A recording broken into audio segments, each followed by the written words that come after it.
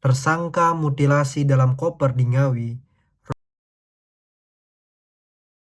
Rohmat Trihartanto alias Antok, diduga tersenyum saat memasukkan jenazah ke dalam mobilnya. Korbannya adalah Uswatun yang berusia 29 tahun. Apa alasan seseorang memutilasi korbannya? Lalu pertanyaannya, kenapa harus dimutilasi? Dari sudut pandang psikologi, sebenarnya ada banyak alasan kenapa tersangka melakukan mutilasi. Tapi hari ini kita bahas 3 aja. Salah satu alasannya adalah pelampiasan amarah. Ini bisa terjadi ketika seseorang memutilasi korbannya, contohnya dia memotong tangannya, itu karena dia melampiaskan amarah yang ada di dalam dirinya. Mungkin karena dia sering ditampar, ditinju, dan lain-lain.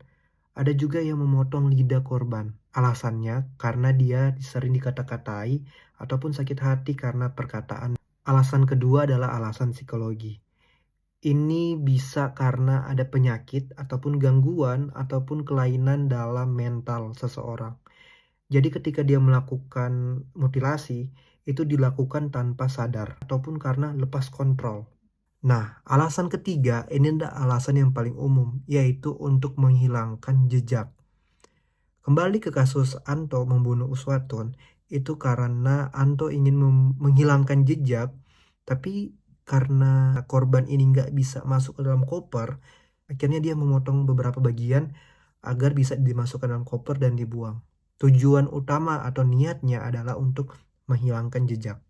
Nah, yang perlu teman-teman ketahui juga dalam kasus ini adalah Anto adalah seorang yang sudah mempunyai istri dan mempunyai anak. Dan dia mempunyai hubungan istimewa dengan wanita lain yang bernama Uswatun. Nah, Anto membunuh Uswatun itu karena Anto curiga ataupun menduga bahwa Uswatun juga membawa laki-laki lain masuk ke dalam kosnya. Artinya menduga bahwa Uswatun berselingkuh.